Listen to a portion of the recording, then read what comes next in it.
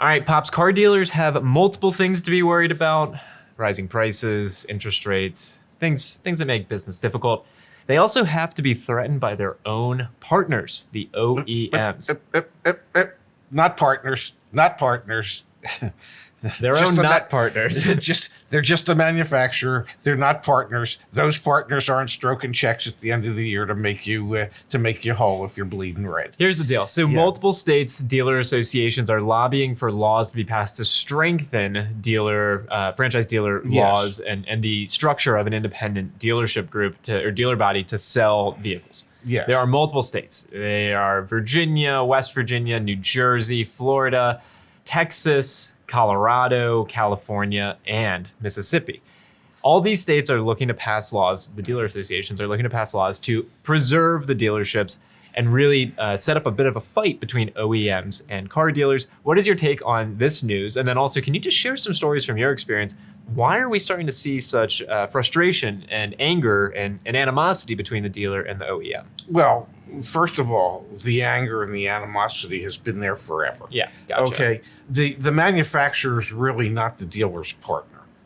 And the reason I say that is literally when you end up losing money because you're participating in one of their programs, and they keep asking you to take extra cars because they overproduce them, and you have to sell them at a loss to get rid of them. They're not stroking you a check to make you whole at the end of the year. Their desires and wishes are different than the dealership's desires and wishes. Most manufacturers would like to pretend that they're the dealership's partner, but they're not. They have different perspectives and different objectives. So the big concern for a lot of dealers is that manufacturers are going to try and cut in on what dealers do and how dealers make a living.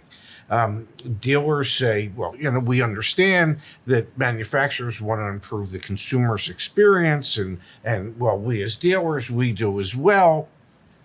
And the dealers can say that till they're blue in the face, but the customers don't feel like the experience has been improved. And one of the reasons that customers don't feel that way is because neither the dealers or the manufacturers spend any real time trying to understand the process through the customer's eyes. Different video. Let's stick with these laws, Dad, and what's trying to be passed. Wow. Well, just because we paint you. I'm not even gonna say we. You paint with a very broad brush. These dealers and these automakers, they employ people to try and make the experience better. They don't do it particularly well, but you paint with a broad brush. You're saying that none of them do. I disagree with that. I think some of them do. I just don't think they do a particularly good job. Okay. Pops, there are all sorts of ways we can help people get good car deals. Like what? Well, car coaches. They're real people with real knowledge that get you real savings. CarEdge.com/plans. Check it out.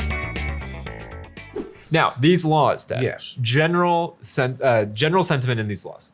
Trying to, quote, prohibit automakers from negotiating sales or leases directly with consumers or designating dealers as delivery agents. That's one thing the dealers associations are protecting against. Align warranty reimbursement rates with what retail customers pay. Prevent automakers from unilaterally changing dealer agreements. Address post-purchase subscription and software activation. We're going to talk about that one. Yes. Remove automakers' right of first refusal in dealership buy-sell transactions.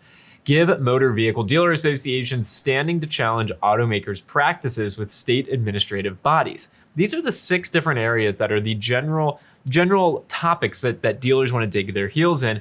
The post-purchase subscription area is super interesting to me because the dealer is going to make a claim that they're entitled to some of that revenue.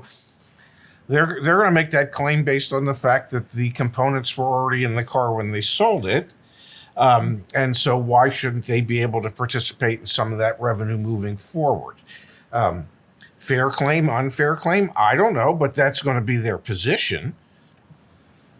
Dealers not wanting a manufacturer to have a right of first refusal when they go to on a buy-sell agreement to sell their dealership. There have been any number of cases that have been litigated where dealerships have proven that the manufacturer or a manufacturer representative might have taken a kickback to make sure that somebody else got to buy the the dealership when it was up for sale, as opposed to who the dealer itself was trying to sell it to. So there can be abuses on either side. Dad, one of the things that I also find fascinating about this, give motor vehicle dealer associations standing to challenge automakers' practices with state administrative bodies. No, the reason this is interesting is because individual dealers can do this, and individual dealers do this. Very rarely. And the reason they very rarely do it is because if they were to bring actions against their manufacturer, they know the manufacturer is going to bring actions in a manner against them. And one of the ways that they would do it is, well, if there's shortages of vehicles and if there are some extra vehicles, well, that dealer's not going to get any of the extra vehicles. But that's what makes this interesting, is because now it would be the association, the group. So this law, this portion, this idea of a law is being proposed in Florida, which I think is especially interesting because there are thousands of dealers in Florida, not just franchise dealerships, but independent dealerships as well. And so imagine that association, which has a huge lobbying budget, a ton of influence locally and regionally.